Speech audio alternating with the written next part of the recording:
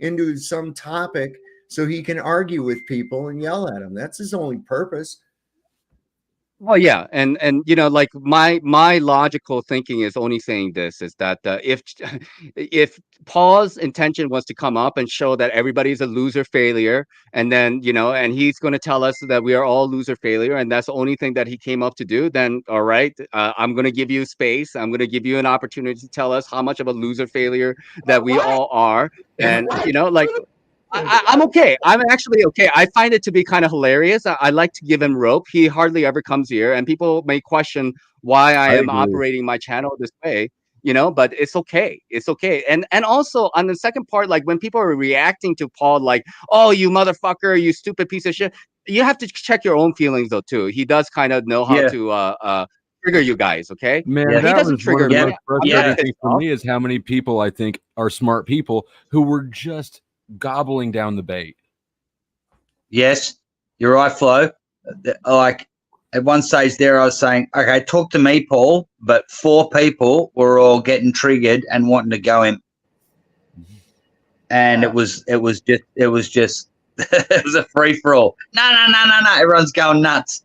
I Like, couldn't 'cause even he hear triggered Not Your everyone Dad at so all. bad. If it weren't for the little circle icon bouncing up and down, I had no idea you were talking. But Luke, would you start to think that Notch is controlled opposition if he keeps allowing him to do that? I mean, that's Maybe, yeah, maybe. No. Well, say to Paul, okay, if you want to come and talk about all of your, you know, natural man versus the state versus the corporation, let's do a show. It's important information. Like, get Joe Cool on.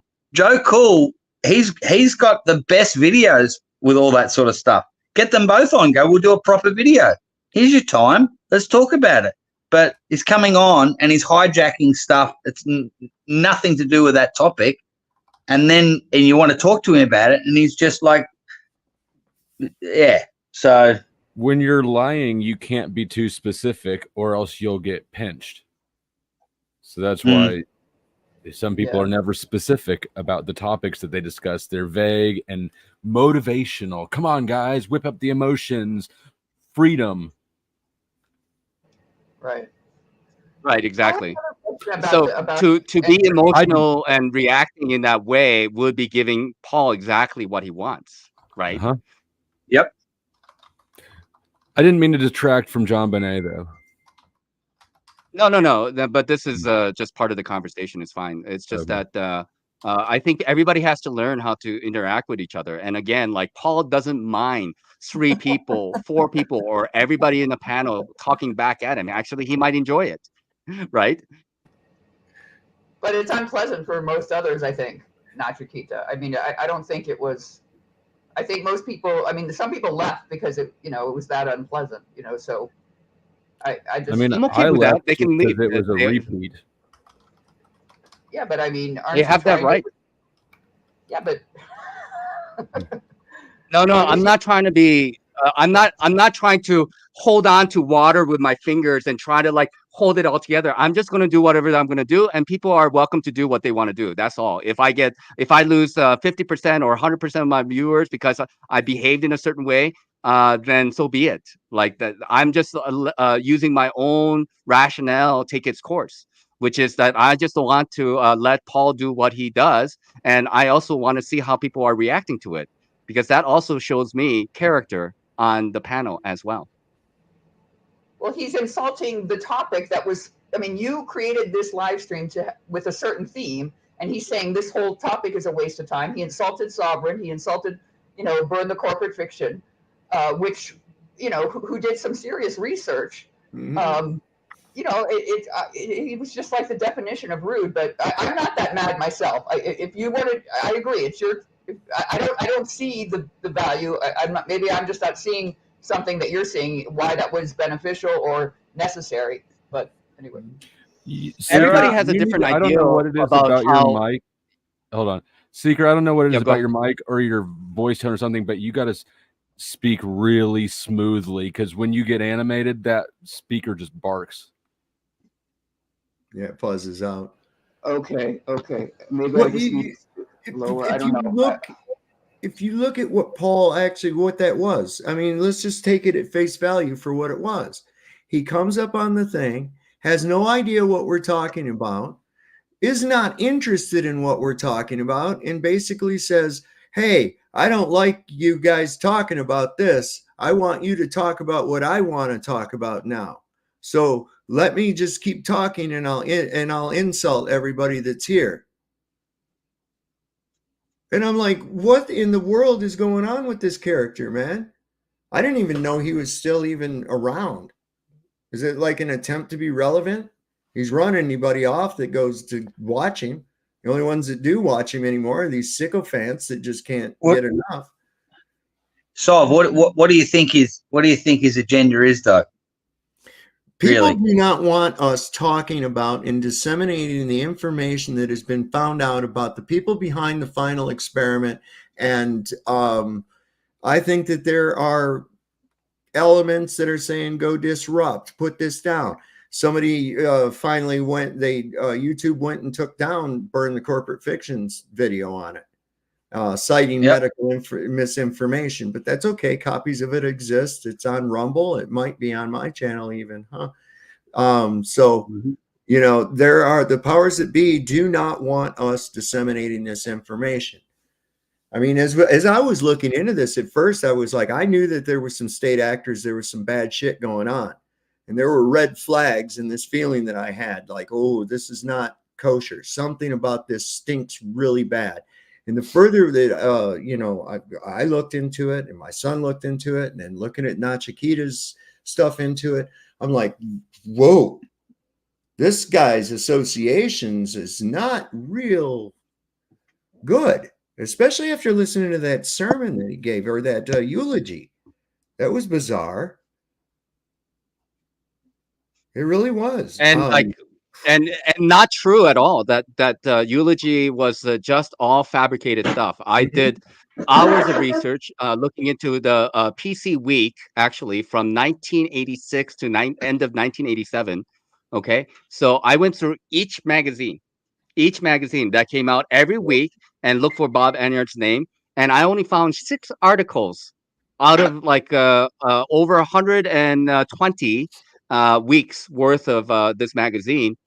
Only 6 articles he wrote, and none of which actually were anything to do with, oh, you know, slamming Microsoft and Bill Gates, and that's the reason Microsoft and Bill Gates hired him. If you listen to that eulogy, it's just nonsensical, half the things that he says. Yeah. Really trying to polish a turd, I think. You know, because I'll tell you, and it was some of the stuff, you know, I was like, oh my God, this goes even way deeper. I was more right than I thought I was. My gut was telling me deep. And I'm like going, holy shit. You know, some of the stuff I was looking at, I was like, oh my God. I was looking at it wasn't fear. It was just like, I don't know. There was like, I was shaking. My fingers were shaking as I was looking at some of this stuff. And I was like, this is fucked up, man.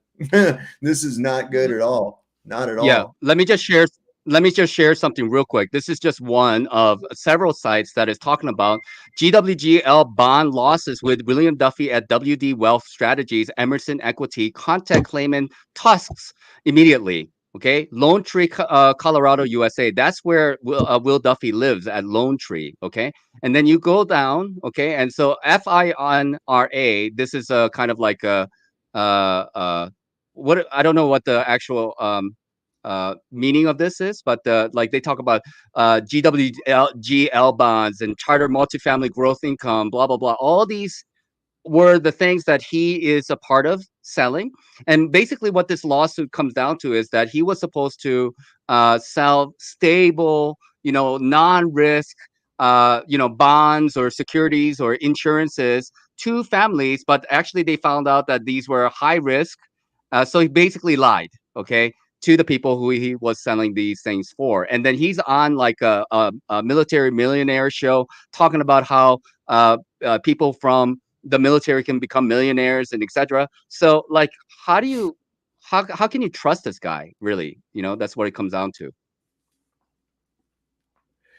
And as tight as Duffy was with Enyart, that's the thing that gets me, is it's like birds of a feather. I mean, if this guy's doing things that would even be morally unconscionable, and you're okay with associating yourself with it, then what's up with that, right? You know, I mean, Who are it's you talking about? the guy Will behind the Duffy. final experiment, Will Duffy. Yeah. But So Flo, if you haven't really followed up on who Will Duffy is, there's a thing called the Final Experiment, and he just came out of nowhere, I think, a couple months ago, and he's like talking to all these globe earthers and flat earthers, and he's saying like, I'm gonna pay for 2 people to go to Antarctica, and we're going to find out whether there's a 24-hour sun or not, right? You've heard that before, right? Yeah. Yeah. So, and that's going to cost anywhere between like $60,000-$70,000. Okay, it's not some small amount of money, obviously, right? And then he's been interviewing. I interviewed him on my channel. Saab also interviewed him on over at his channel. There's like more than a dozen people who has probably close to like 2 dozen people who has actually spoke to him on various channels, including Kingdom in Context. Long story short, this Will Duffy guy is operating. He's the pastor of the same church that Bob Enyart was a pastor of. Bob Enyart's church was called Denver Bible Church, and that same location is now Agape Kingdom Fellowship that is being run by Will Duffy. Well, it's interesting that you're talking about. Sorry, Flo, but it's interesting you're talking about Denver. Now, unpack their airport, all the demonic stuff. Go ahead, Flo. If you, I didn't want to interrupt. No, you're good. You're good. You didn't interrupt me. Well, man is Yeah, I on think to it. testing. Am I better? Yeah. Sound good now. Okay, I have headphones. Yeah, that was mentioned generally specific that about Denver being a kind of hub for this sort of thing. But okay, so and Jaron knew of Bob Enyart before and used to listen to his radio show in California, so I guess it was syndicated. He wasn't just a local, preacher. I guess my question for Nach-O-Mama, though, based on your research, and I really liked, some of the clips you played from Enyart's radio show where he's actually talking about the JonBenet Ramsey case. And you pointed out, like, at one point he calls her a spoiled brat, and that's pretty kind of an odd thing to say about a child who's been killed in such a horrific way. And presumably, well, I guess, do we have any direct information that he knew the family? I was wondering who the preacher, because there was a preacher there the morning, that her murder was discovered. There was a preacher at the house with, the dad. So did you I don't try to find know out that I don't. No. I don't think that's Bob Enyart. I haven't found out that information yet because I know the neighbors. So like the 9/11 call came like late 5:00 a.m. Okay, and then soon after Patsy called 911. Just like a couple minutes after, he called his neighbor. She called the neighbors. So neighbor and some other family actually were in the house against the advisement of the detective that was sent. But I don't think the pastor that was over there is Bob Enyart. I don't think so. There's like, Right. I would say there's like less than 1% chance that's actually the case. That would be really ridiculous to have Bob Enyart be at the crime scene that he could be potentially a part of. Right. And so, and I don't think Danielle ever said that there's any proof that Enyart knew, like they didn't go, the Ramseys didn't go to his church, right? Presumably he's just talking about this case on his radio show because it's a local case to where he's living, but he didn't know them. Well, that's the thing. Like that's the connection that we're trying to make is that, I mean, like okay, so Boulder, Colorado is in the northwestern corner of Denver, right? And it's like probably about an hour drive from where Bob Enyart's church is. Bob Enyart's church is like almost like in the middle of Denver, right? Like middle-ish. Okay. So like they're different places. The location is definitely different. That doesn't exclude Bob from being able to go there. Obviously, they're located in the same area. Like region, right? Yes. Yeah, region. Yeah. Okay. So from your own research and listening to those radio shows where he's talking about it, did you do you think it's possible that he is innocent? Because I mean, this is obviously Of course, quite it's an possible. allegation, Uh, right? Obviously, it's possible. Obviously, it's possible. But then, the better question would be the opposite. Do you think it's possible that he could be one of the men that quote unquote Yeah. intruded in the house and perpetrated? And I think yes, that would be the question. Like, of course, he is presumed innocent, and everybody Yeah, is presumed. They have not found the killer, so everybody's innocent thus far. But I think it's a possibility that he could be a part of it. Yes. right. And I think the fact that he's dead makes this cold case like that makes it that much harder if he was, involved, like to really reopen it. And I think it just is a lot harder to get proof about things when someone's already deceased. The police aren't as motivated, I guess. I imagine that's what I think. Well, think You about it. know, It's 30 years old. It's 28 years old. This is something that happened in Yeah. 1996 December. Okay, and there's new cases coming up, and then for 20 years, even at the 20th anniversary, they had a couple guys who said, "Oh no, I'm the one," and then they try to like match the DNA because they have DNA samples. So they have DNA sample from 3 locations under her fingernails, right, on her panties, and one older location they found.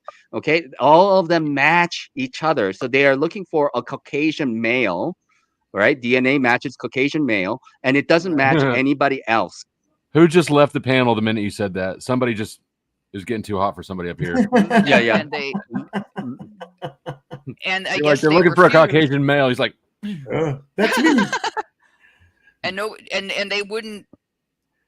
I mean, I guess Danielle was the only person suggesting to the FBI and the local PD, maybe you should test Bob Enyart's DNA. I Yeah. mean, do you think the fact that they did do that is kind of like proof of a conspiracy with him? I guess we really have to dig and think. Was there probable cause for them to insist on that, or Okay. cops are Like, lazy. yeah, but not only that. I mean, there are people who are. There was one guy by the name of Gordon Connell, I think is his name, and he was a chief deputy of Denver Police who actually attended. He was an elder of Bob Enyart's church. Okay, and Oh, this wow. is 1996, and then what they found is a footprint of a high-tech boot mark that was clear as a day. There's a high, and only law enforcement officers were given those types of like expensive boots, right? High tech boots, high TEC boots, and that there's definitely evidence of tasering that happened with John Bonet, which was actually quite rare for any civilian to have at that time. It's of course more common, but 1996, this company was just coming up. This taser company was just starting to like make their products at that time, and only like law enforcement officers were given this type of equipment at that time. Yeah. And did you notice that Enyart's son actually went into Jaron's comments and made a comment that, thanks Jaron for the live stream and defending my dad. And Yeah, I did see it. I got the impression that I can't remember exactly what he said in the comment, but he kind of gave the impression that he's never heard these allegations before, which is kind of hard to believe. But I just asked him a question politely of, do you think your dad died of COVID? Because that was one of the things Jaron was saying, that he thinks it was the hospital protocol. And that's something I've looked into quite a bit, actually, as to what was happening to people in hospitals during COVID. And, it's definitely plausible that the protocol killed him. But I just wondered if his son, who says he was there at his death, thought that. But other people were being so rude and saying to his son, your dad's guilty and stuff like that. So he's probably not going to come back or, reply to my comment or question there. And it is kind of, I guess it's sort of a touchy question to ask someone in a YouTube comment, like, what's your dad's cause of death? But I mean, I hope that wasn't rude, but it's been a few years and it was a topic of conversation in the live stream. So I think it would be interesting to hear his perspective on this, and it would just be a good idea if we could have a dialogue with his son instead of alienating him. You know, I mean, why attack him? Why make assumptions about him? Maybe his dad's guilty, but his son really doesn't know. I mean, why would his son know? You know, I don't know. I don't know who's attacking whom. If Bob Enyard's son wanted to come to my panel and talk to me and give his perspective, he's more than welcome. I haven't alienated anybody. People are going Have to you do that. tried This is the inviting him? internet. So, no, I have not actually. But I have reached out to Danielle Kakoa to invite her to the panel. So I do want to hear from her. That would be great. Have you actually gotten an email from her or any kind of response, any kind of communication from her? Not yet. No, not yet. But I just sent out the emails like yesterday or a couple of days ago, and I don't know if she's busy or even if she's alive. So we'll see. That's such an extraordinary case, and the fact that it's a cold case, like I've delved into it at various times in the past and kind of done my own research into it, and I've followed other people that have been digging into it. But it just seems, it's interesting how something can become like such a public, you know, like there were TV movies made about Spectacle. it. It's a spectacle. Yeah. And and yet we don't like it. It points to like something very dark and something very big, but somehow the TV movie kind of sidesteps that or doesn't really open your eyes to it. It kind of just lulls you into, because it's TV. Yeah, that's what TV does. Yeah, I agree. I agree. Has this come up right now because of the Duffy connection? Like it seems. Yes. Is this what? Why has this come? How did you miss that, Luke? Again? You watched the first half of the thing and you didn't know that? Sorry, I don't mean. No. I'm like, it's a silly question, but this.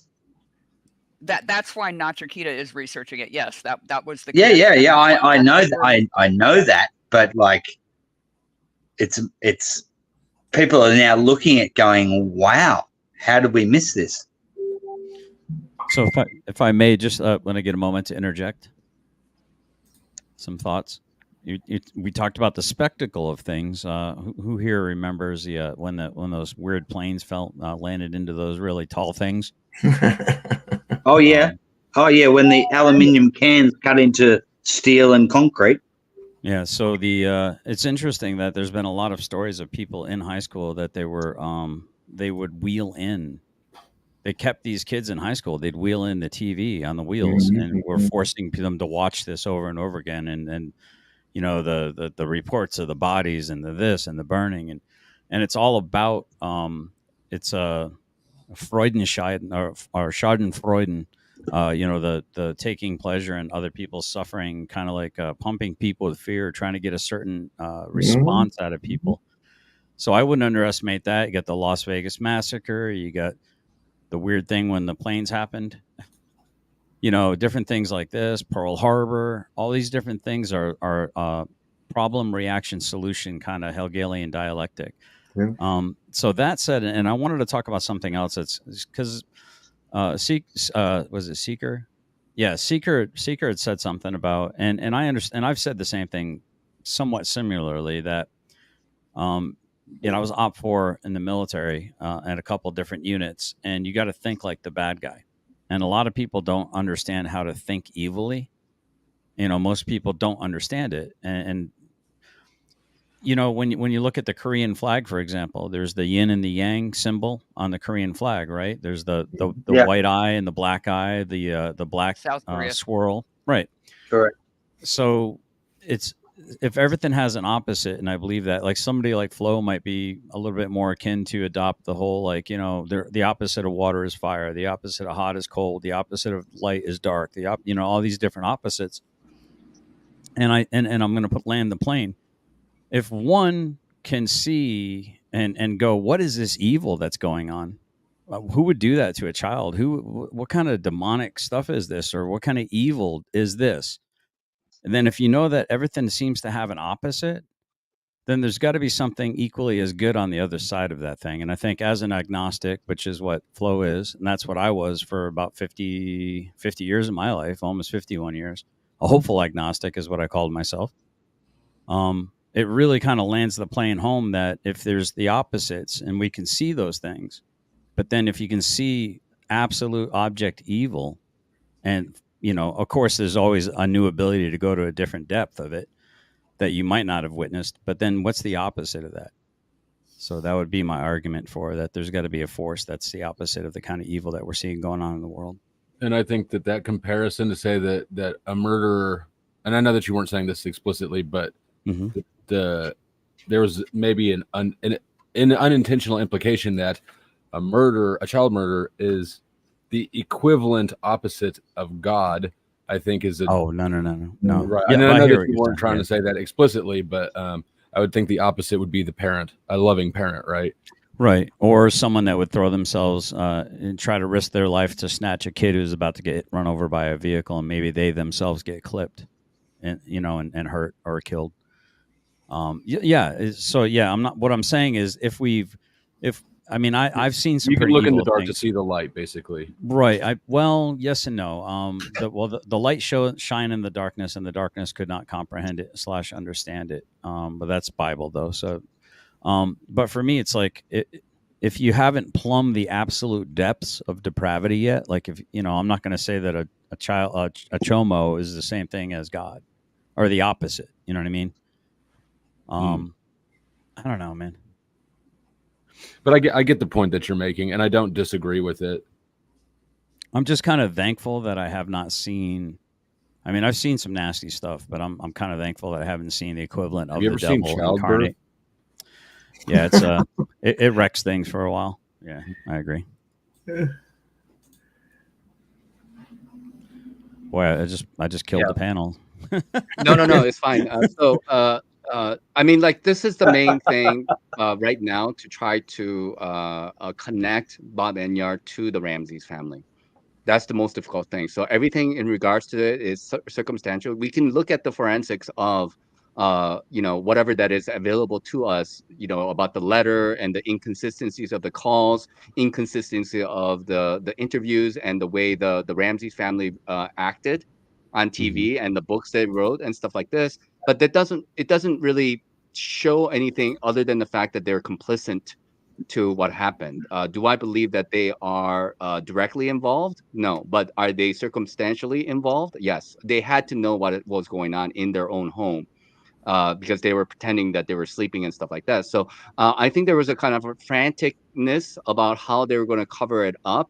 And whomever that was involved used probably Patsy to write that, a 3-page letter.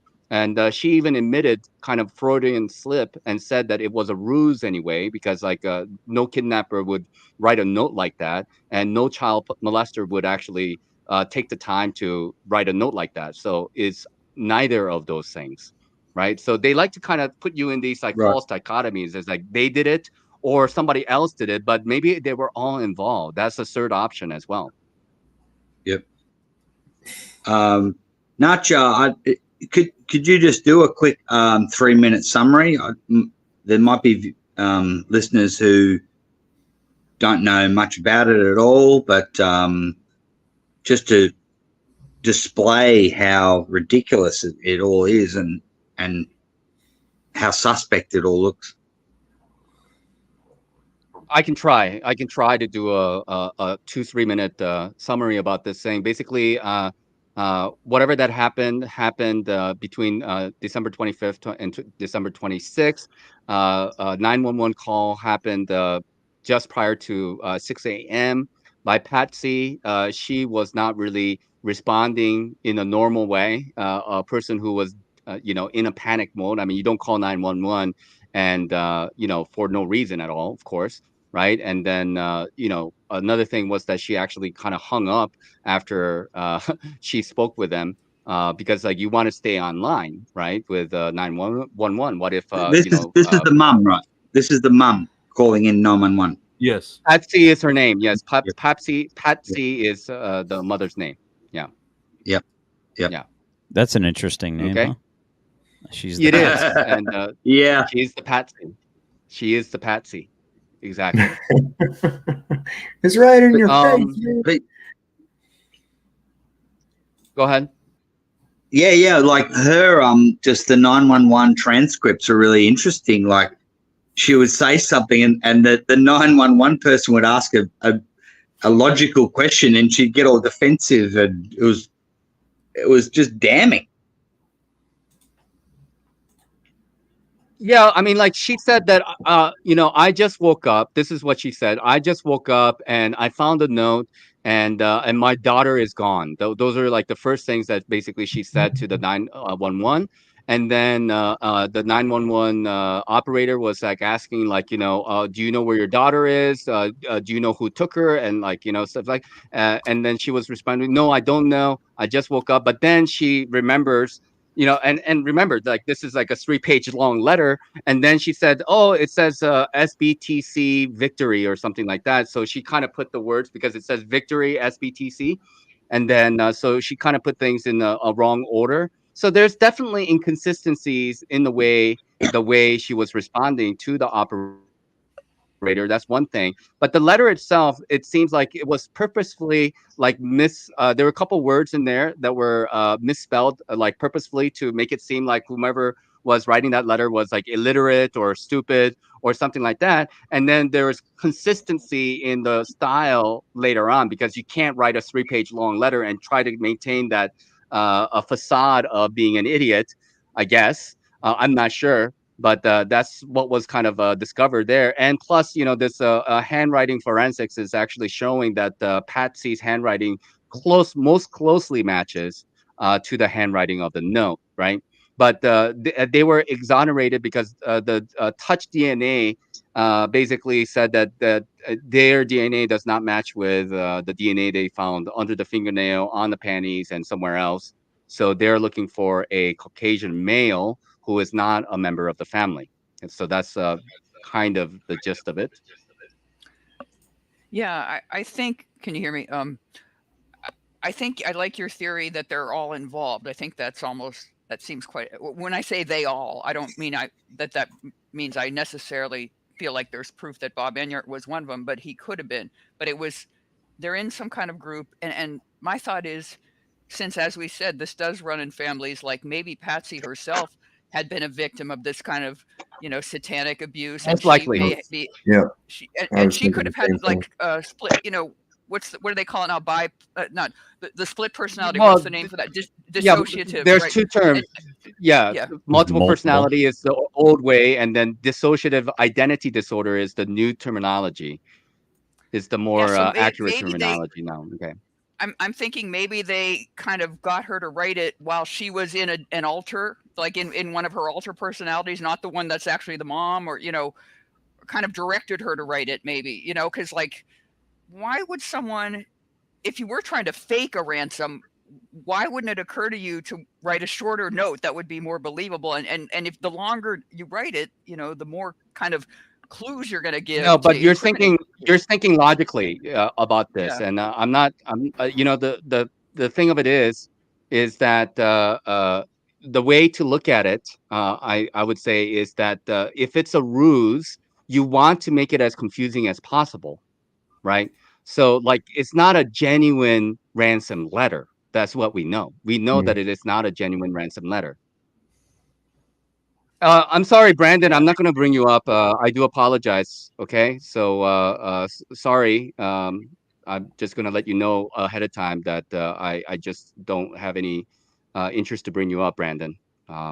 So just letting you know. It's not because I hate you or anything, but we do want to have a conversation over here. Go ahead. Yeah, let's go, Brandon. Fuck Joe Biden. I mean, let's go, Brandon. So I know that Danielle had a theory about what the SBTC stood for. She thought it was something like satanic bondage and torture of children or something like that, right? I've heard a lot of people have speculated about what that possibly is. Do you have a personal theory, Natch? I'm just curious about what that stands for. Hey, hold on. Flo, I don't know if you can hear me. Is that guy that's saying all that nasty stuff about you, dude? Because I'll just hide him on my channel. He's in my channel now. Oh, I can't even see him at all. Brandon Hold on, let me- Looney Tunes. Oh, that guy? Yeah, I'm not interested. Sorry, No, Brandon. Brandon Looney Tunes is fine. Yeah, yeah. Okay. Sorry, Brandon Looney I didn't Tunes mean is to fine. interrupt you there, Seeker. Please continue. No, I I just- mean you can take these acronyms in any which way, you know. So I mean that's you can change them up and then say like bondage and whatever. But like that's what Danielle Kakoa says that means. But other people have said other things about that acronym, you know. So I can't say. I mean, some of Enyart's analysis that he did on that radio show was actually pretty astute. Like he made some good points. Like you wouldn't, if you were a small foreign faction, you wouldn't say we're a small foreign faction, right? You know, like Al Qaeda wouldn't say. First of all, they wouldn't even bother to even say that because they would err on the side of brevity in general for a ransom note, but if they were going to identify themselves, they wouldn't say we're a small foreign faction. Like no one describes himself that way. So Nobody would do that. No, Yeah. no genuine like person who is leaving a ransom. So okay. First premise is that that's not a genuine ransom note. We know that. Okay, that's number one thing. Who wrote it? We know who wrote it. It's Patsy who wrote it. Now, was she given? Was it dictated to her? That's what I think it happened. Somebody was dictating to her. So this other person who was dictating to her, who was probably part of the intruder theory. So what they're doing is there's a false dichotomy that they're creating. Okay, the one dichotomy, right? The one side of the Hegelian dialectic is the family did it. Okay, but we know the family did not do it. They know that they didn't do it. The other false dichotomy is that the intruder did it. All right, so the family is looking for an intruder, but it becomes like a red herring, right? But the whomever, like what Bob Enyart is basically saying, is they're implicating and he's accusing the family did it. They're involved. The intruders and the family are involved, and the intruders are not, or the family is not saying that the intruders who they are, but they all know. So they're playing this game, going back and forth and going back and forth. But the third possibility that they're all involved together, nobody thinks about, because all the attention is between the family and the people who are potentially involved in that. Does it make sense, Seeker? Do you understand what I'm saying here? Yes, and I appreciate all the research you did. Obviously, this is just a frustrating conundrum, and it is kind of a side issue from like what initially drew you to this research, which was obviously Duffy and the final experiment. But Luke, if I'm not mistaken, you took an interest in this aspect of it, right? The Ramseys. Had you studied that case previously? No, knew very little about it, and just followed it through this Duffy connection. Just I only know what I saw of it in the media, 30 years ago. Right. I actually had forgotten that it was still a cold case. Like I don't know what I was thinking. I guess in my mind I thought probably the parents had something to do with it. I thought basically, I guess what you think now, Nach, which is they were part of something bigger, and maybe it wasn't, maybe they're not the ones that tied the garrote around her neck, but they were probably there when it happened and they know who did it, right? I just think the whole thing's really disgusting. It's kind of a sobering reminder of keep your head on a swivel. The devil is like a lion roaming to and fro, seeking whom he may devour. You got to pay attention, folks. You have to. Yeah, I'm just wondering. I don't know that anyone else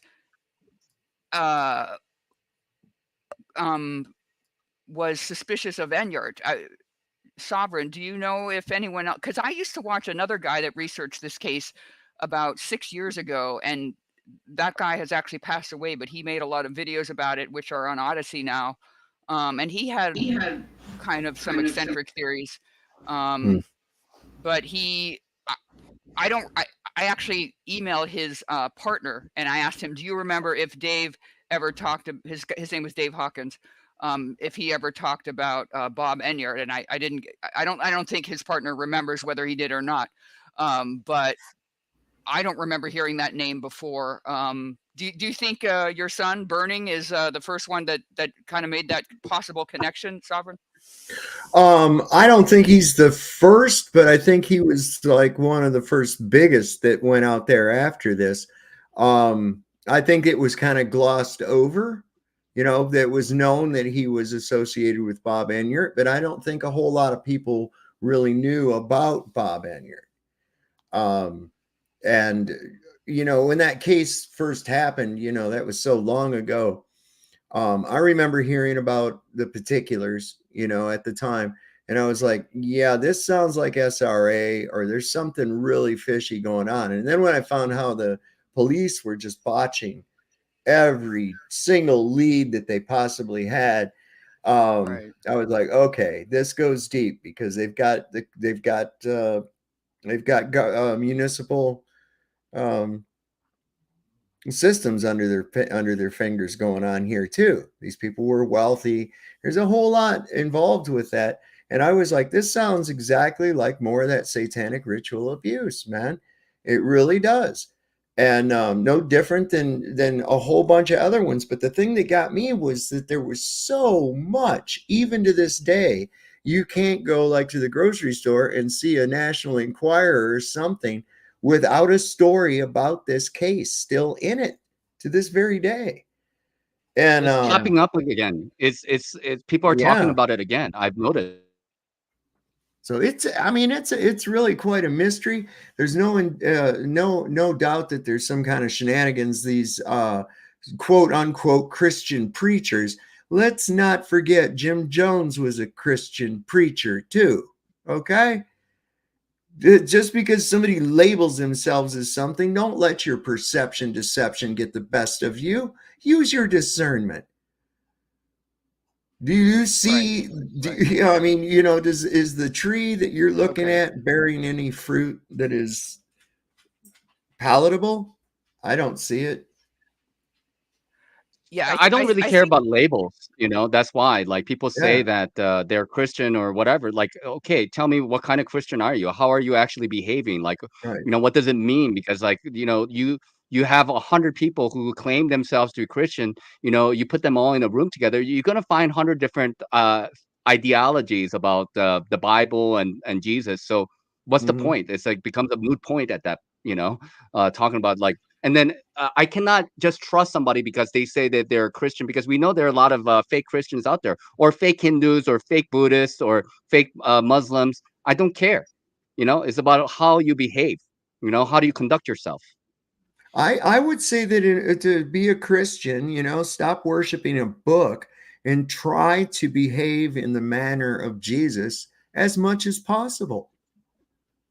You know, I think that, you know, it yes. was so overused, but what would Jesus do, right? And if you are conducting yourself in that manner, in an emulation of the Christ, then that, I would say, makes you a Christian. Is anybody going to be able to do it perfectly? Of course not. Of course not. But don't use that as an excuse to get away with doing nasty shit either.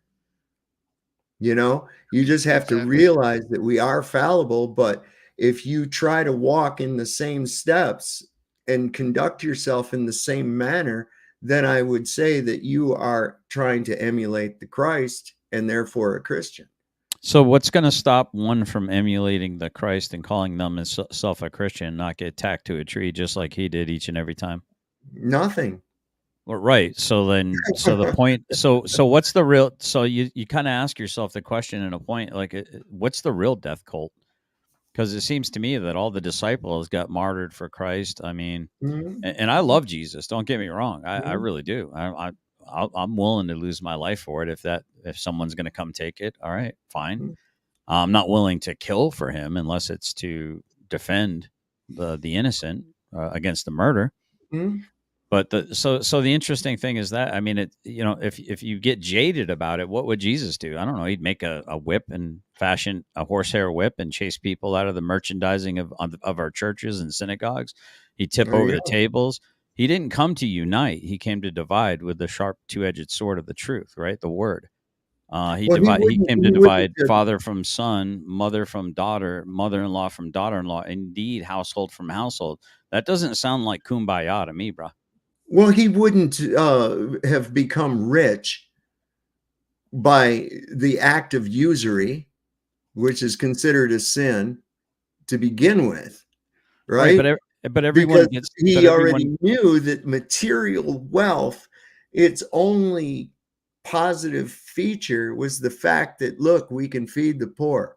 We can take care of people that aren't able to take care of themselves. A benevolence with it, not a hoarding of it, not an amassing of it for your own gratification. yeah, That's the difference food, between yeah, being worldly and in the world. right. My kingdom is not of this world. Right, food and clothes you have. What more do you really need? I Right. get that. I hear. I'm receiving what you're saying, but so the statement is that to walk like Christ means that we have to run around and really upset people with the truth. Well, And it's not going to be pretty. It's not that kumbaya. Everyone's sitting around holding hands and It should rocking not back and be. forth. Like, I mean, like it was never meant to. I mean, like there are demons running amok around here, and I mean, like right. if you are a Christian, fellow Christian brother or Hindu brother, Mhm. I just want real, authentic people who are going to stand Yep. up for themselves and the truth as we know it, because we know there are a lot of fake people out there, and they're going to defend their fake reality, and they're going to accuse you of being a fake Christian or whatnot, because they cannot Constantly. exist together. Yeah. That's what it comes down Yeah. to. So, are you willing to fight? Are you willing to live and die for that? That's what it comes down to. And if the answer is yes, then I would say that we can walk together. But if people are weak, then they have to find themselves a little bit. That's how I feel about it. And if Jesus actually lived for the truth and died for the truth, then shouldn't people who proclaiming themselves to be Jesus be willing to do the same? In my opinion. Yeah. Well, like as a man, there's a biblical order: God over man, man over woman, woman over child, and a man needs to be able to lay his life down for the woman, like Jesus laid his life down for the church, right, for the body. Yep. I don't disagree with that at all. A lot of people, and I never understood why Christians were afraid to die either. That was the weirdest thing. I'm like, if you're right with God, you should be ready to go at a moment's notice. You should be excited. Your Agreed. bag should be packed. Right? Well, one thing Yeah, is but for sure, it's inevitable. Okay, this experience yes. that you're having right now is going to end Yep. sooner or later. Fearing that is like fearing that the sun will rise tomorrow. Of course, it's going to. It always does. So you make the best of what you have right now. Time is only a linear construct in our minds. So you live in the perpetual now. The past only exists in your mind. The future doesn't even exist. You only think it does in your mind.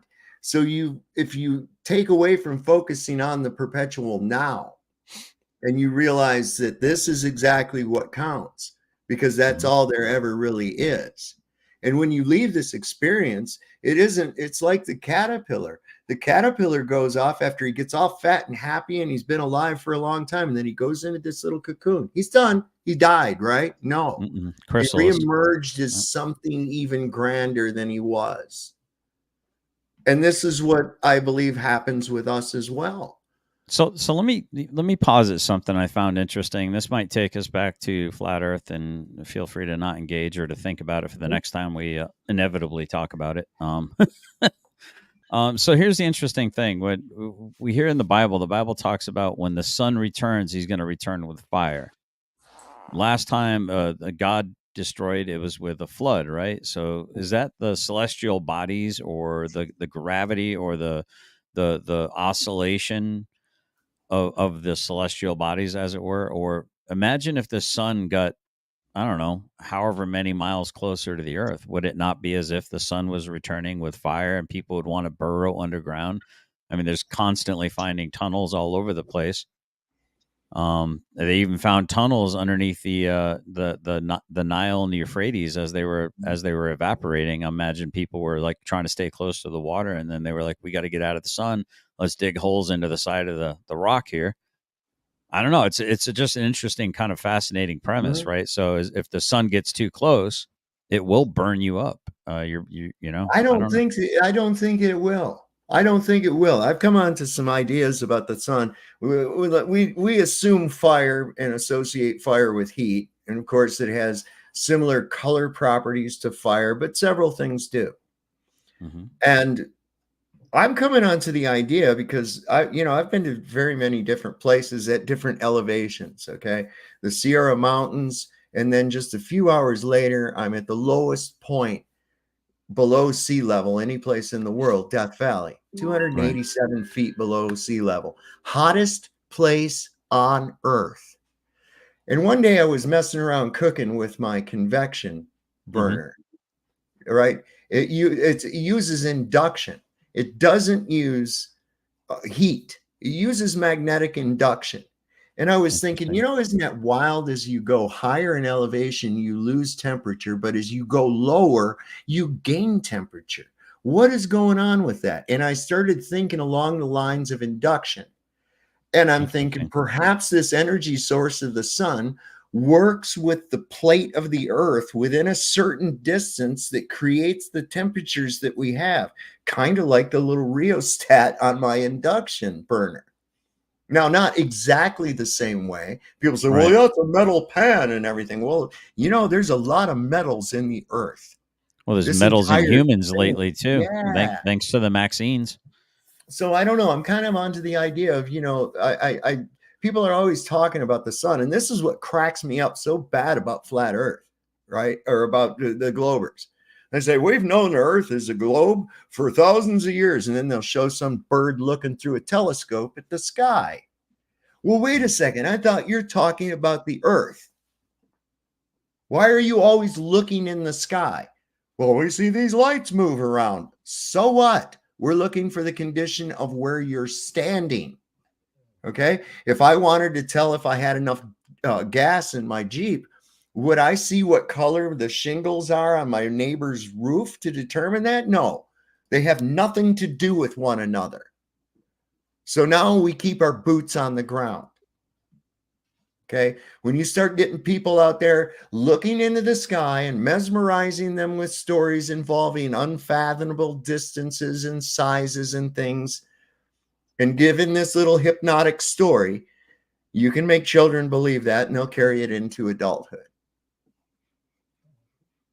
I mean, anybody ever been to a planetarium? It's pretty cool. You're sitting in a chair on a flat floor looking at a domed ceiling with the sky accurately represented on the ceiling. Exactly like it is outside. You can set the coordinates of the projector to display the exact time of where your planetarium's at. And And a go outside concave and look, ceiling and it'll too. be the same. It'll be the same, right? And where's that Yeah, projected from? Where do they project the planetarium from? from the center, from the middle. The center. Right. So get off of South America or the Antarctica. Get off of that shit. Let's go north. Let's see what's Right. at the north. For sure. Absolutely. I mean, like that's the place to go. And then like I think this is another part or a facet of the final experiment. Like, oh, we got to go to Antarctica to figure out what the hell is going on, and going like completely opposite direction than where we should be going, right? And who can go to North America or like the North Pole? Who can? Like you need to get like an icebreaker or a submarine to get there, I mean, like, are there any like base camps over there in the North Pole like they do, like at the Union Glacier base? Well, I mean, they that's say like a there's no touristy land. place.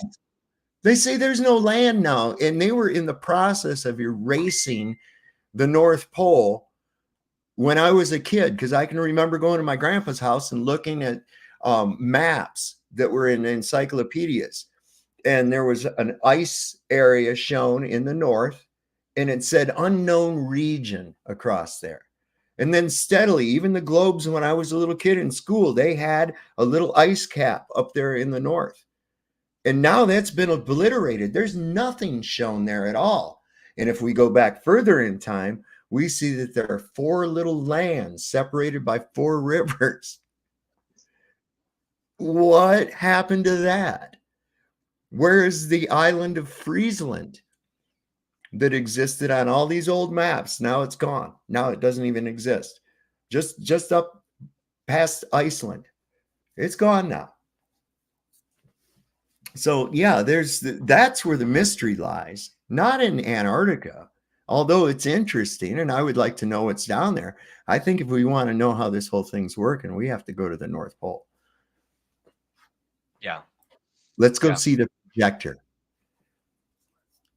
Yep. Let's go check out Mount Meru. Let's see how magnetic all that is. Let's see what's going on up there. I mean, like, can we even get there? Can ships actually get near there and get stuck to a mountain or something? I don't know.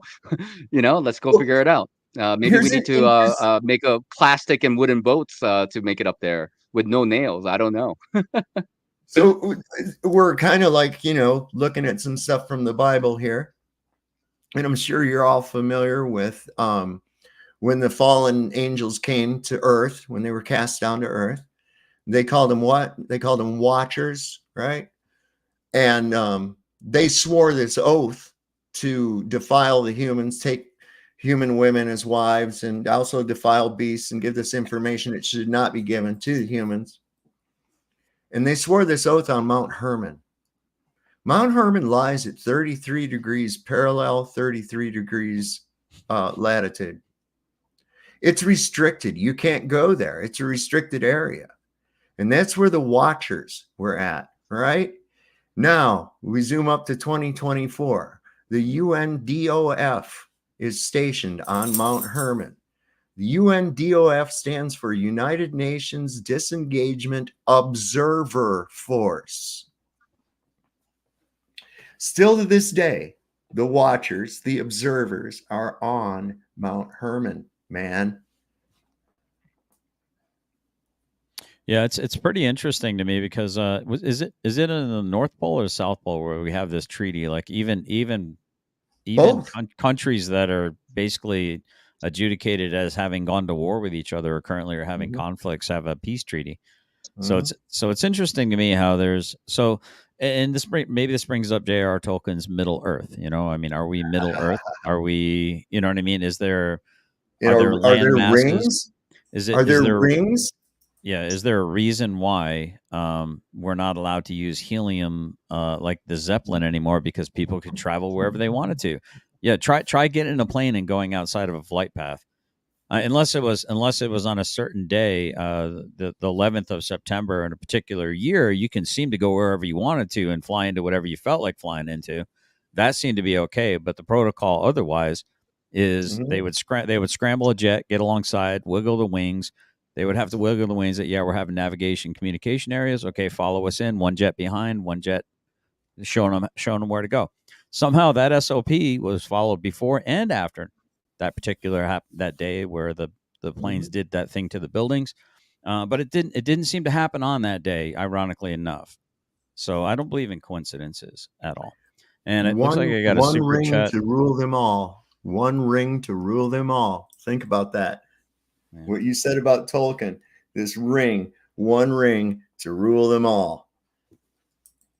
That's right from Lord of the Rings. You got a super chat up there, bro? Get it. Not me. That was Flo, and he's not here. I don't know where he went. He's having some issues with his internet. But we have to understand that Tolkien was part of a kind of a secret society as well. I think it was something of the Golden Dawn, to something to that effect. So like a lot of these guys who are authors and like they're part of the club though too. They kind of know what's going on. So I think it's not a coincidence. One ring to rule them all. In my mind. Oh, Secret, did you want to say something? Yep. Well, and you got Kubrick. Generally specific. I just was wondering about your military background. Did it involve aviation? What exactly was your role? No, I had no. Well, I mean, other than jumping out of airplanes, and not having to need any other understanding of when to get out and how to fall. Other than that, no. I was a high freak. Let me ask you guys a question. Actually, my uncle is a retired Air Force. He was a navigator. He mostly was on C-130s, and he was a hurricane hunter. If you guys know what that involved, they supposedly tracked the hurricane. I did ask him one time, do you think the military was involved in creating them? Not just tracking them. But that was last time I saw him, which was before I got into this conversation about geocentrism. But I have on a text asked him about that since, and he was like really happy, but that I asked about it. He's like, he has some friend that he's been talking about it with for years. And he said, we'll talk about it next time I see you, which I'm going to see him in a couple months. But, what I'm wondering is, do you guys think, and maybe you can't answer this, but I'd like to talk to someone who could answer it maybe, would someone in his position necessarily have seen like unequivocal evidence for the flat earth just through the work that he was doing? I mean, I've seen some of these videos of other military people, like you showed one a few weeks ago, Nachikita, about the radar Find guy. unequivocal evidence, Seeker. Well, What do you mean by that exactly? Well, I guess I'm just wondering, Unequivocal evidence. I don't know. I'm just wondering, like, when I do talk to him, like, what questions could I ask him that would help? Well, I mean, there's me one thing. I mean, like when they're flying up in the air, they have to constantly rotate their nose downward to compensate for the curvature. Because, like, if you want to stay level, going Mach 1 or 500 miles an hour, it doesn't matter. You would have to constantly point your nose down as you're flying around. Does it make sense? Because you're on a curve, Yes. right? You're on a curve. Right. So they don't do that. I mean, like when you go up on an airplane, you feel the airplane leaning as you go up. And when it levels out, everybody is like feeling it leveling out. And then you fly that course for hours and that's it. You don't feel you can feel the plane going up, and then you can even feel the plane when it's like pointing its nose down when you're going down to land, but it never happens, like constantly. Right. And what is the explanation that, especially people that are like doing those occupations, like what are they told as to the reason? You don't know. There isn't. They don't think about it. They don't think about it. Like they have a gyro inside of the airplane that is like made by one company in the world that it provides like gyros for all the airplanes or whatnot, and so they look at the gyro, it says it's level, right? That's how it works, right? So if it's like off tilt or whatever, then the gyro is telling you the orientation of the plane, and they just follow that. So they know how to operate a plane, but they don't think about the bigger picture of how it all works together.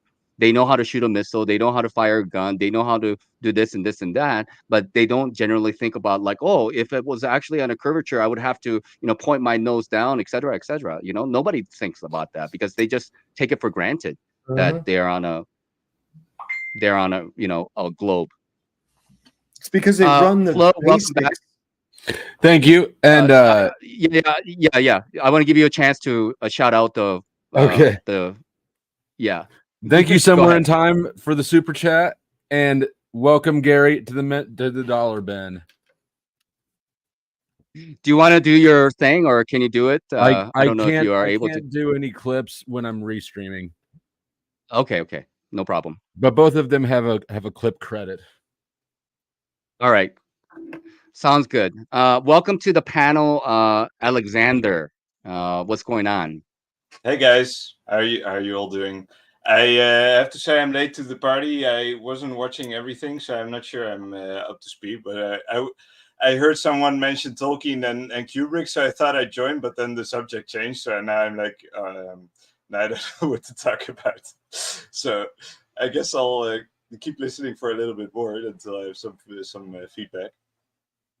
Well, what do you know about Tolkien or Kubrick that you would like to share with us? Well, okay. So I have some theories about Tolkien that I actually kind of formulated recently about how his The Lord of the Rings, I think in general, is kind of and maybe the Silmarillion in general, but the Lord of the Rings specifically is kind of a a reflection of like European geopolitics of his time, but I think it's also somewhat prophetic. I think there's something to it as well, and I think Oh my God, everybody can see me.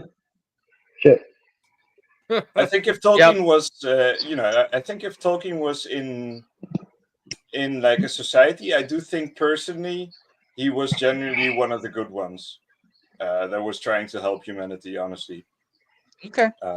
But there's a few Sounds ideas that I have, because like my theory is that Mordor is inspired by Hungary.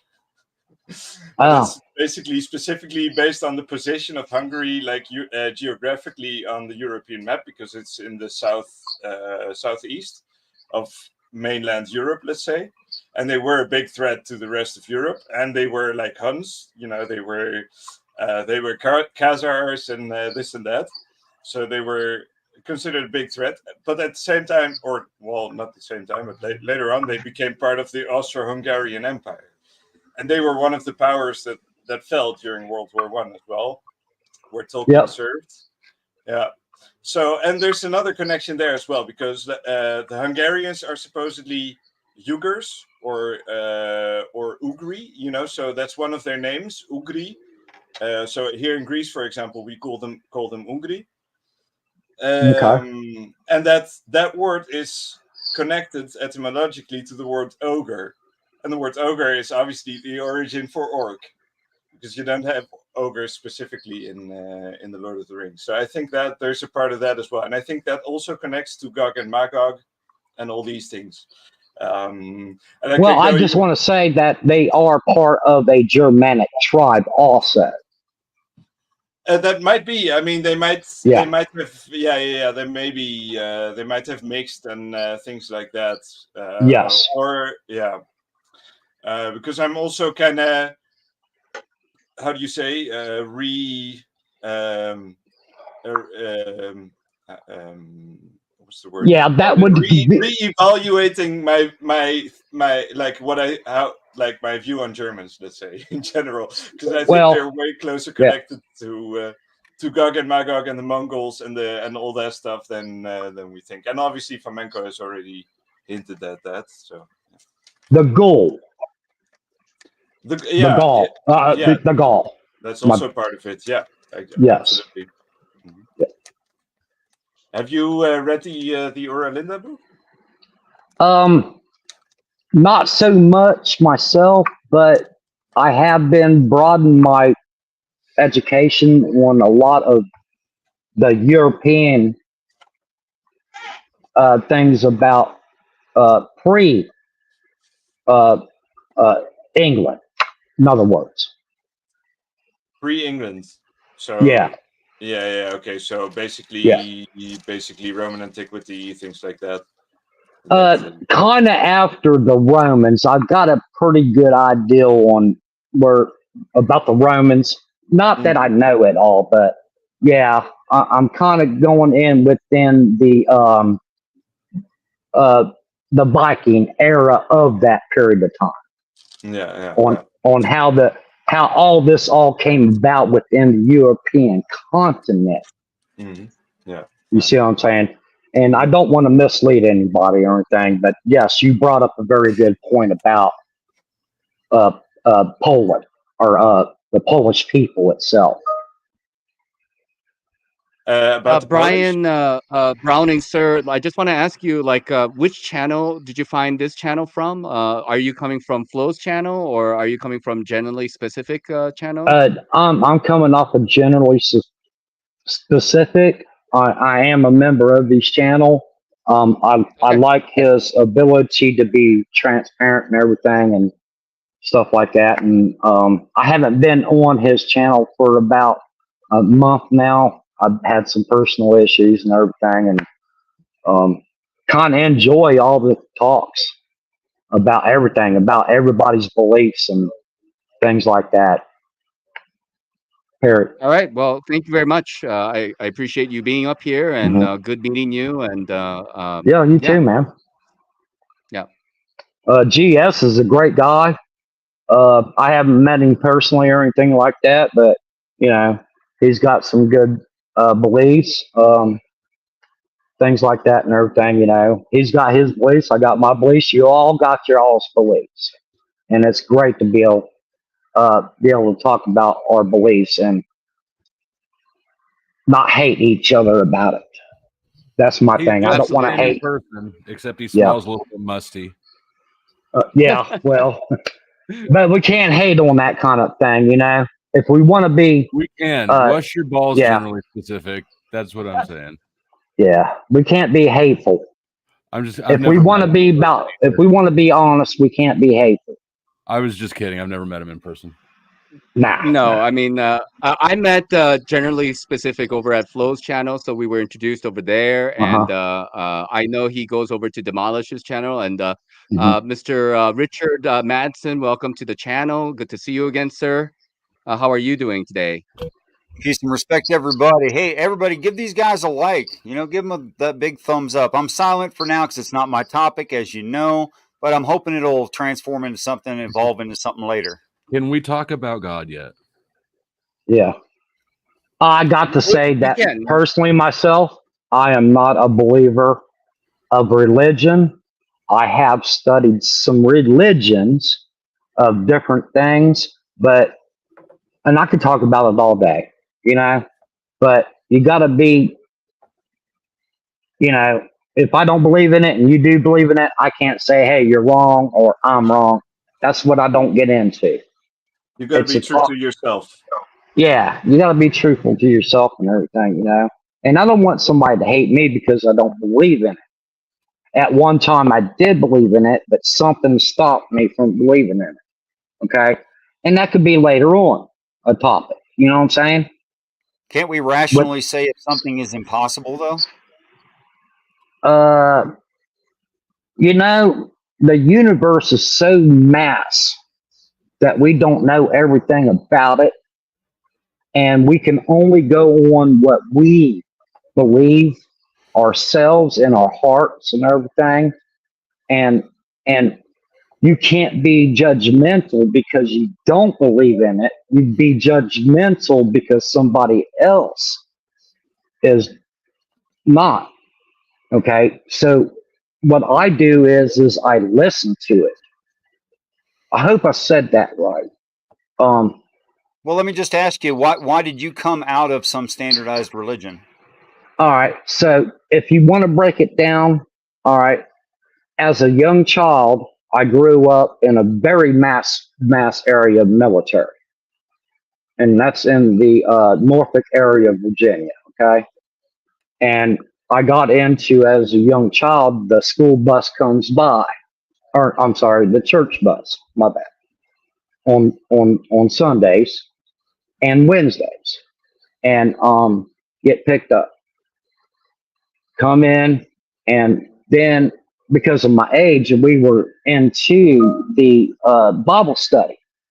And at my age now, not back then, but at my age now, I understand what Bible study was about. But then it got to the point where, at that period of time, it became a control thing. And then I had decided, now I got to let you understand, I was maybe 8 years old at this time in my life. And I was being punished for not knowing something that was assigned to us. Okay. So I stopped that one. Then another bus come by in our neighborhood. Hey, come on, fellowship with us. Ended up being a Baptist church. Now, I want you to understand, I don't put any religion down because of how they believe or anything like that. Okay? Everybody's got their right. So the same thing was happening there. Only this time, I was being abused by Baptist people, not sexually. I want to state that, not sexually, but physically. And then when I decided that I would not continue to do this, they actually kidnapped me. and forced me to go to the church on the weekends. Now, I got to let you know something else. My mother, my real mom, piece of shit. My father was military his whole life. Okay. And he wasn't there all the time and everything. So, yes, I was seeking something, may not have been seeking, but could have been. So, yes, I stopped that. And then they was like, well, we're going to make sure you do this. Okay. And so it was many years later when I was around 19 years old, I met a guy and he was a Jehovah's Witness. And he got me to back into studying and the beliefs. Now, a lot of people have things about Jehovah's Witnesses, but I kind of believe a little bit of what they say. I'm really sorry. This is nothing like an answer. I hate to be a jerk. I'm getting the answer too. Is the thing about it is I've been abused by the whole system of religion, and that's why I don't do it. Okay, cool. So, Yeah. and by the way, it's entirely possible. I'm 56 years old through I'm ages. 55. So ages 1 through 7, I was living in Virginia Beach, Virginia. That's where I grew up, Aragona Village. So, okay, you and I probably both at some point, maybe together, rolled down Mount Trashmore. That's entirely possible. Mount Trashmore. That's where I flew my kites. You guys might be Eskimo brothers. We might be. Yeah. Yeah. The thing about your answer to the religion is I decided in my later life that it's still there. I still understand the philosophy and everything, but I'm learning more past that and deciding on my own what's true and what's not true. Well, that's a good practice so long as we use ways trying to disprove things to have what's left over. Yeah. But it seems to me that everything you said prior to now was human beings made me leave the ideas in the Bible. Yes, that's what I that's believe. Irrational. That's irrational. Well, it's irrational, but it's what one person is led to believe, though. You got to understand, and what I'm trying to say is that if you want to be religious, that is your choice. If you don't want to be religious, that is your choice. Sure. But if you're going to sit there and say that religion ain't true, can you back it up? No, I can't back that up, and I can't. You just. But what I do know on my something happened with your audio, Brian. So what I would like to hear is Demolished Doctrine. Brian, you went mute. I can't hear you. I don't think anybody can hear you. Something happened with your audio. So what I would like you to do. You should. He can't hear us. No matter what your skin color is, no matter what kind of time you hold up, and you're right. It's your choice. But we all got to. Brian, can you hear us? Brian, can you hear us? Brian. That's my answer to your question. I'm sorry if it's not that, but and I like that. GS is a hell of a dude, and he's done his religion and everything, but I still follow him because that man believes in what he believes. Jesus. I think we really have no choice but to politely put him backstage. GS here. Later on. Old Yeller, put her down. Perhaps he'll refresh and come back. It was about to get fun, but yeah. Brian, we can't hear you. You. Can you hear us? Can you hear us? Brian, can you hear us? Hello? Oh, I bet my earbuds went bad. Yeah, so you need to reconnect with headphones or maybe. So what I would like you to do, Brian, is if Demolish is asking you a question, try to be a little bit more direct and more succinct with your answer, right? I think that would be beneficial to yourself, actually, because I think there's a line of reasoning that. Can you hear us? And I want to thank Richard for making it so that I don't always have to be the jerk in every situation all the time. You're so welcome. I'm not trying to be a jerk. I just want to get to the point so we get somewhere in the conversation. You know. Yes. Yeah. Okay. No, So that's reasonable. That's reasonable. I mean, and then Well, like absolutely. And go ahead. at least we figured out your Eskimo brothers. So. right on. Okay, so my overall point is the following: in by means of parable, via parable, I could be bad at math, and I could ask others about math, and I could find a tutor who brings a book with him, and he just teaches me everything incorrectly. And I go out and I try to apply the math, and it doesn't work. Am I justified saying the math book is wrong, or am I only justified in saying the tutor is wrong? Well, when we say that Christians and how they act gives us rationalization to dismiss the Bible, that's just illogical.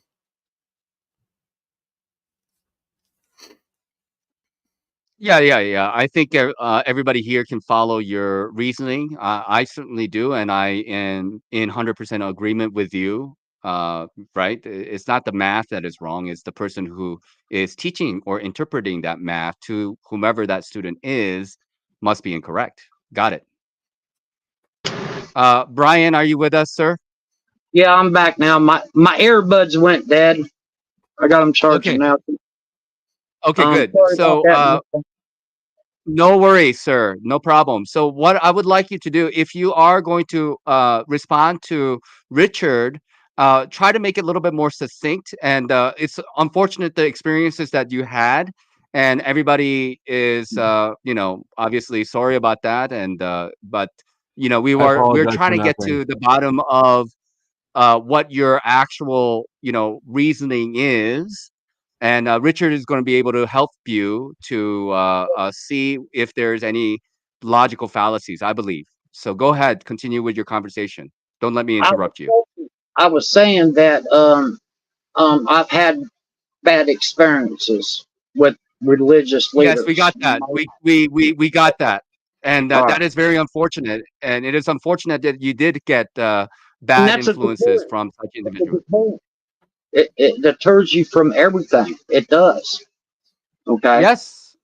Yep. It They does. say that a cat that sat on a hot burner won't sit on a cold one. And it also says though too, Satan comes or the devil comes in all forms of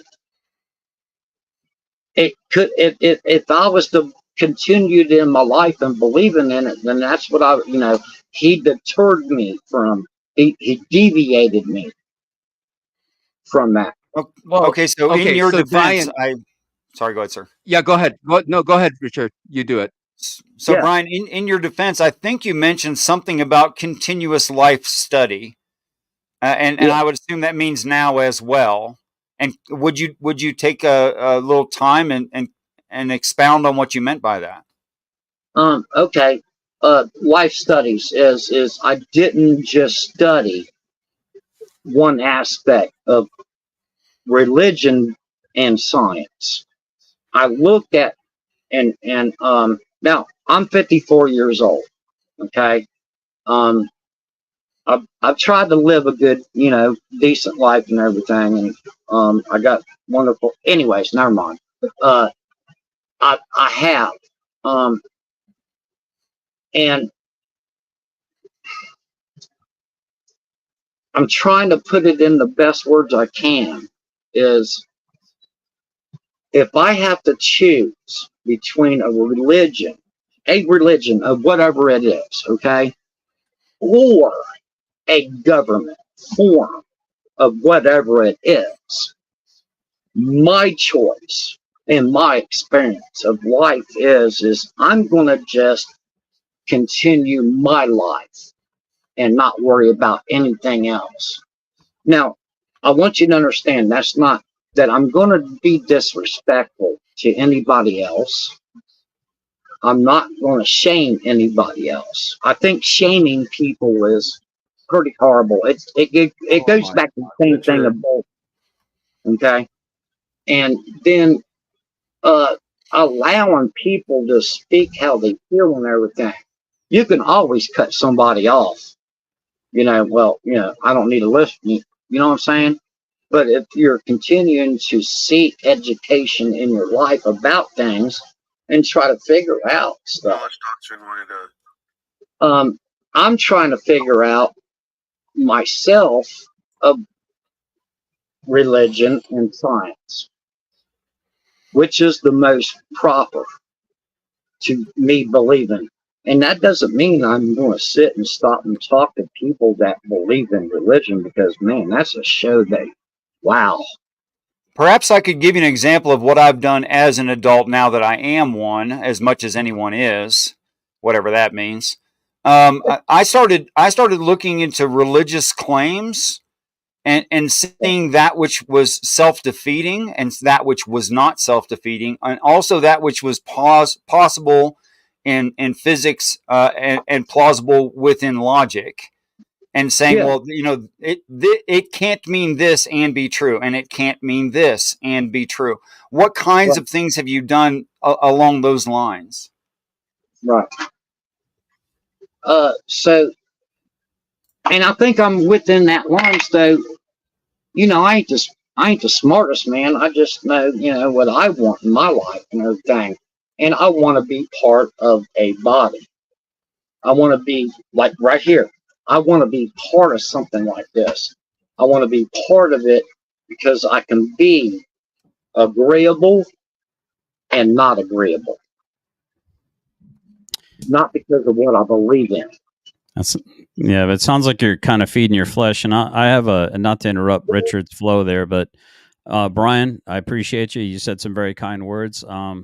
They have a word for it. It's called church hurt, and a lot of us get it. I had a very similar situation. I keep getting cast out as a wolf or as the devil or as, you know, and whenever you start asking questions, the Bible says, put not your trust in man, instead put your trust in God. I would just ask you to, you know, about the further studying and stuff like that. Come to my Bible study. No one's going to push it on you. No one's going to bang you over the head with a crucifix and demand that you, but maybe you'll get fed a little bit. Maybe you'll get edified. And I like that you're so open to wanting to be willing to talk to other people and let them have their ideas and share ideas. And I think that we could have a wonderful conversation in the future. Myself, you, perhaps Demolish. And with love and kindness, maybe we can dispel a little bit of that hurt. Because believe me, I know exactly what you're talking about, brother. Look at Rich. Richard's nodding. I mean, I've been hurt, Jess, over you know, and on both sides, you know. Well, some of you would know, and some of you wouldn't know, but there's no shame for me that a priest, a Catholic priest, whose name was Don Heil. He's a little bit dead right now, so it doesn't matter, and he'll be repaired in heaven, so it also won't matter then. That I tell you that I was 12 years old when I had to find a way to keep my mom's job, which within the diocese, while simultaneously explaining to an adult man when I was age 12 that I am not inclined toward homosexuality. Yeah. Oh, what? Well, yeah, touch me like a Catholic priest kind of thing. Well, I mean, that's a choice, though, or you've been inclined to go within that way. You're not hearing what he said, Brian. You're not hearing what he said. Maybe I misunderstood. Sorry about that, but let me paraphrase it real quick, not to belabor the point. I had to protect myself from rape from a pedophile priest. Got it. Okay. Well, there goes terms of service. We got to find better words. No, it's okay. It's okay. We try to use the words PDF, but PDF I'm file. all about free speech. Yeah, PDF file, but it's okay. PDF. It's not a Okay, big sorry. deal. I Yeah, think no after problem. No problem. like 2 hours, they don't even pay attention anymore. So My abuse wasn't from that factor. It was from the physical. I got slapped. I got right. No, we understand. He's just trying to show that other people have also been hurt, and therefore, it's about the turning. You're not turning your back on God. You're actually turning your back on the people, because God never turned his back on you. Is what he's trying to, the lesson he's trying to give you, I think, or teach. I think you're right. Yes, I'm not turning my back on religion. I just want to see something that's going to say, "Hey," and not somebody saying, "You better." If you don't get, you know what I'm saying? Because from that point as a child, for many years later, was you know what I'm saying? My mom was a piece of shit. My dad was in the military. He was in the United States Navy. He was Mediterranean.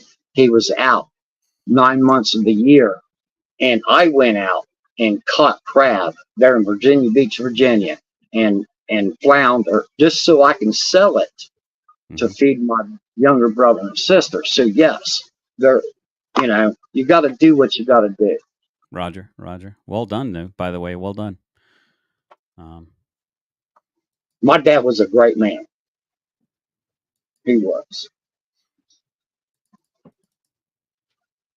So I think there's much to be learned in this community, and I mean any number of channels where I would point out people that are just looking at what the texts of whatever religion is claiming within itself.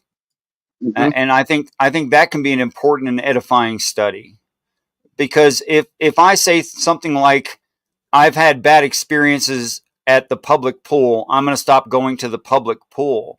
Well, I might just be going to the wrong pool in the wrong area. Right. Got you on that one. You're exactly right.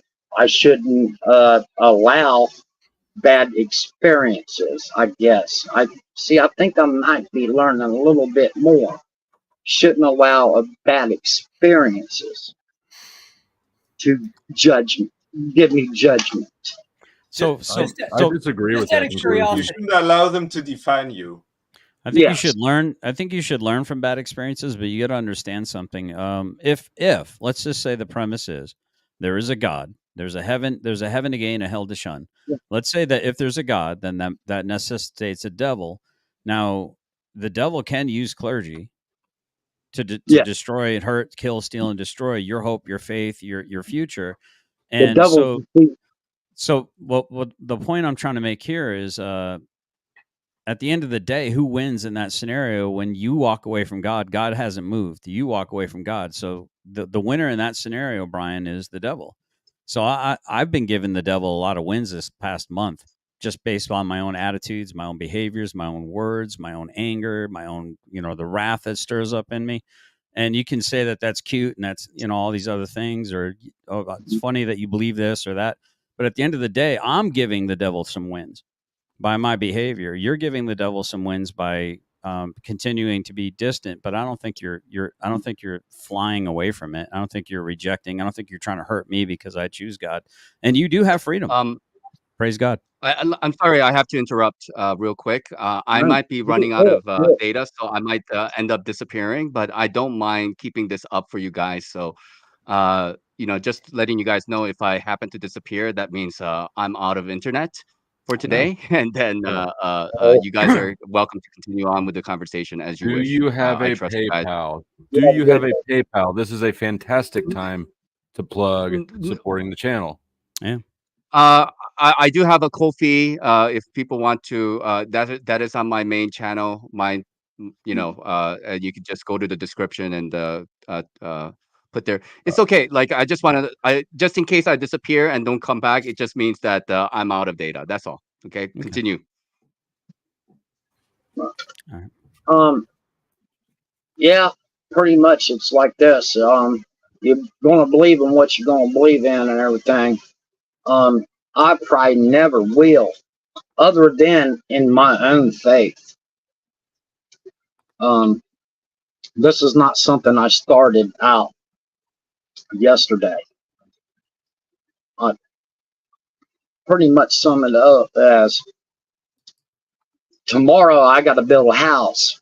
Will it rain? And that's the way my life works. I do cooking. I cook, for private people and everything. And can I come in and perform for them? That kind of thing. That's how my life works now. And but I do have a very, very broad spectrum of philosophies and science and religions. I'm so interested in it. I hope y'all heard that. I'm slightly confused how those two get conflated together. If everything religious-based takes place, or at least is justified outside of science, aka we'll just call it the supernatural, just to be fair, right? So, like, here's an example. Within Christianity, God's basically, or actually with all of the Abrahamic gods, God's running around, and then all of a sudden he decides he's going to create the universe. Fine, no problem, right? But within science doesn't really measure things like that. There's nothing to explore. There's nothing to explore because there's nothing specific being pointed at. I don't see how the two are. There's nothing there to conflict, and there's nothing there to address. So I don't understand the difference. Like, why are you putting science in with religion?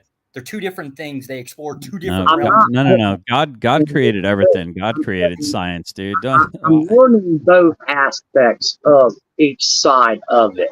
Okay. Hold up. Wait. He made the claim. Not putting science what in. Science did God create? Name specific field.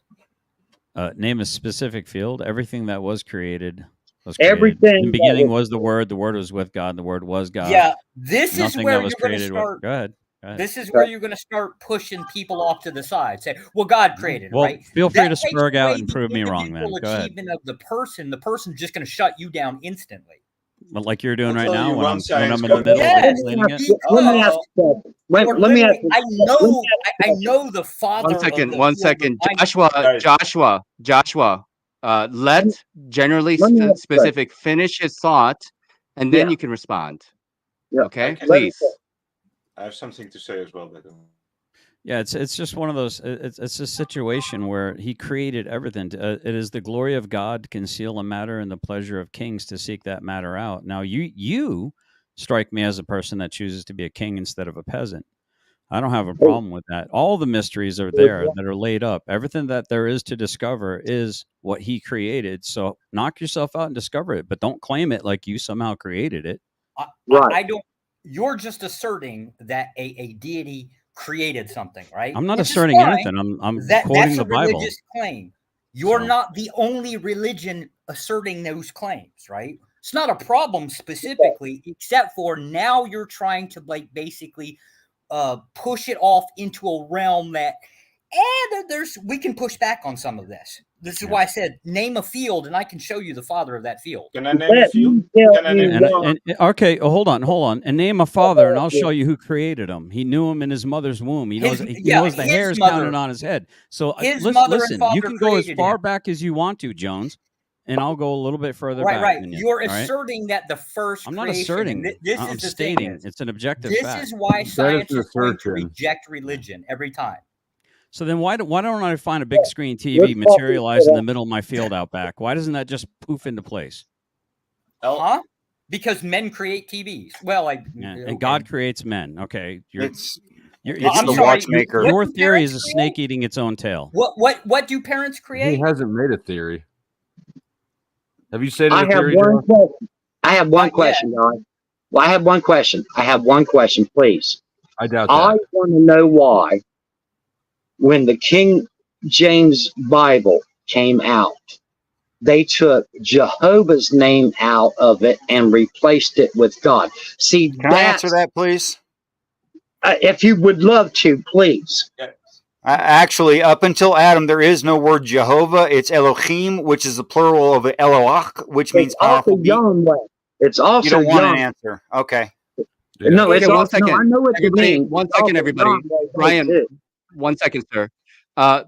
Flo, I think the best thing to do is to move everybody to your channel, because if I'm not here, I won't be able to control. It'll get out of hand. Right now. So it's not about control. It's about why was the name Jehovah, Yahweh, removed from the King version of everybody go over to Flo's channel. Let him. Let me set it up right now. I'm setting it up right now, and you can redirect. Okay. Brian, you asked me a direct question. I'd love to answer it if you'll allow me. Yes, please go ahead. Okay, you might notice in the word Jehovah are the letters Yod He Vav He. You might notice that, yeah? Yes. And you're probably already You're probably already aware that the reason that the Hebrews say things like Hashem, meaning the name, is because they won't try to say Yod He Vav He. They won't try to. They consider it a disgrace, a disrespect. You know that, right? Okay, so when scribes were writing an alternative name for God, it had certain letters in it. And the word Jehovah is a combination of a scribal abbreviation for God along with the Yod He Vav He. What you'll find out is God was never called Jehovah anywhere. You're exactly right. Yes, Elodie. You're exactly right. And that's the only reason why I asked that. Okay. And all right, well, that's the answer. So can I interject? By okay. the way? Well, that's your answer, but I still want wait a minute. Hear me out. Just 1 second. But it still turned me on to some other studying factors about it. Now, what you just told me, because I said, let me ask a question. Why was this taken out? Exactly. All right. So now it wasn't taken out. It was put in. It was put in. Yes, right. Gotcha.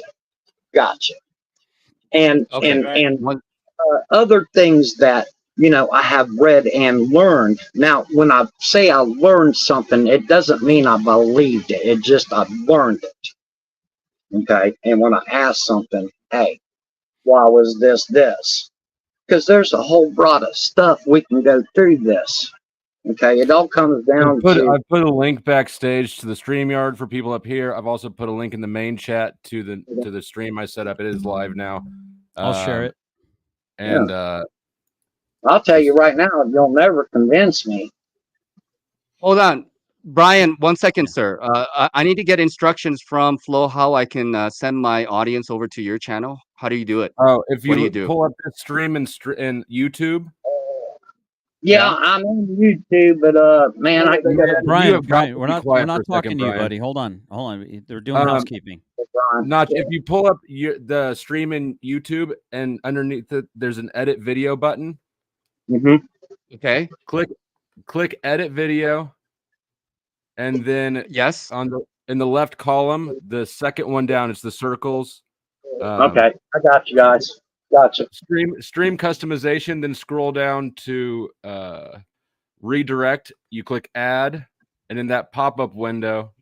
Okay. Honestly, I just think I'm a philosopher. I don't even know shit. I just like people. Dude. Okay. All right, I'll go ahead and check on that. It's in YouTube. Can you just be quiet for a second. We're doing something. Yeah, okay. Just chill, Brian. We're doing housekeeping. Where are you at, not kid?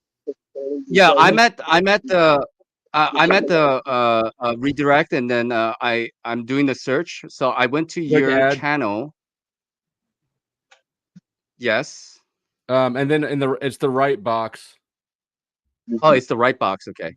Yeah, because the one on the left will just be yours. Oh yes, I see it. And then I do that, Add and that, then what? And then after that box closes, it should show the stream down there. Click save. And then when you end the stream, people will automatically be given a redirect. Okay, great. Did that. So I will end the stream, guys, because I am out of data. And thank you, everybody, for being here. Go on over to Flow State's channel. And thank you again for your time. Sorry for the abrupt. No problem. Goodbye, but I will see you guys later. Bye for now. No problem. Bye now.